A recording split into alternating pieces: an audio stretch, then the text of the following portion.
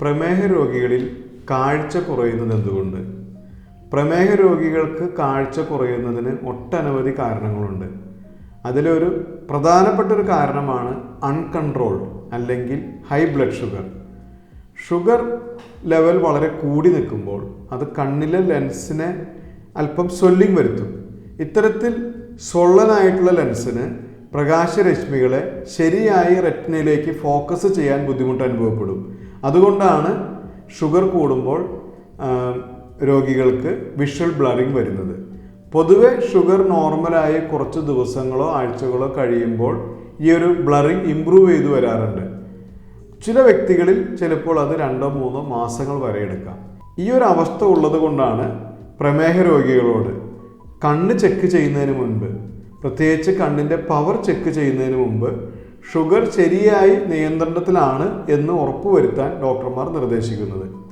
ഇനി പ്രമേഹ രോഗികളിൽ കാണുന്ന അടുത്ത ഒരു പ്രശ്നമാണ് ഡയബറ്റിക് റെറ്റിനോപ്പതി. അനിയന്ത്രിതമായ പ്രമേഹം നേത്രപടലത്തിലെ രക്തക്കൊഴലുകളെ ബാധിക്കുന്ന ഒരു അവസ്ഥയാണ് ഡയബറ്റിക് റെറ്റിനോപ്പതി.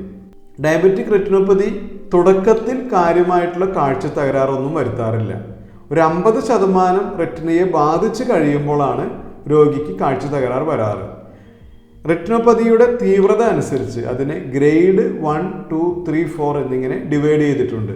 ഗ്രേഡ് 1 എന്ന് പറയുന്നത് രക്തക്കൊഴലിൽ നിന്നും ബ്ലഡ് അല്ലെങ്കിൽ പ്ലാസ്മ കുറച്ച് പുറത്തേക്ക് എക്സുഡേറ്റ് ചെയ്ത് വരുന്ന ഒരു അവസ്ഥയാണ്. അതേസമയം ഗ്രേഡ് 4-ൽ രക്തക്കൊഴലുകൾ തടസ്സം വരുന്നു, പുതിയ രക്തക്കൊഴലുകൾ ഫോം ചെയ്യുന്നു, ഇൻട്രാ റെറ്റിനൽ ബ്ലീഡിങ്, അതോടൊപ്പം ചിലപ്പോൾ റെറ്റിനൽ ഡിറ്റാച്ച്മെൻറ്റ്, റെറ്റിന അതിൻ്റെ സപ്പോർട്ടീവ് ലെയറിൽ നിന്ന് വിട്ടുപോരുന്ന ഒരവസ്ഥ തുടങ്ങിയവയൊക്കെ ഉണ്ടാവാറുണ്ട്.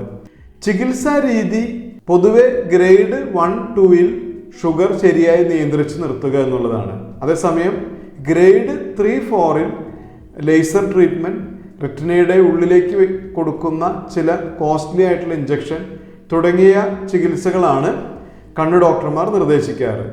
ചികിത്സ ഏത് തന്നെയായാലും അതോടൊപ്പം ഷുഗർ വളരെ പെർഫെക്റ്റായി നിയന്ത്രിച്ച് നിർത്തണം. ഷുഗർ ശരിയായി നിയന്ത്രിച്ച് നിർത്തിയില്ലെങ്കിൽ ഈ ചികിത്സാ രീതി കൊണ്ട് കിട്ടുന്ന പ്രയോജനം പൊതുവെ താൽക്കാലികമായിരിക്കും. ഇനി പ്രമേഹ രോഗികളിൽ അടുത്തതായി കാണുന്ന ഒരു പ്രശ്നമാണ് ഡയബറ്റിക് മാക്യുലാർ എഡീമ. മാക്യുല എന്ന് പറയുന്നത് സൂക്ഷ്മ ദർശനത്തിന് വളരെ അത്യാവശ്യം വേണ്ട ഒരു ഏരിയയാണ്.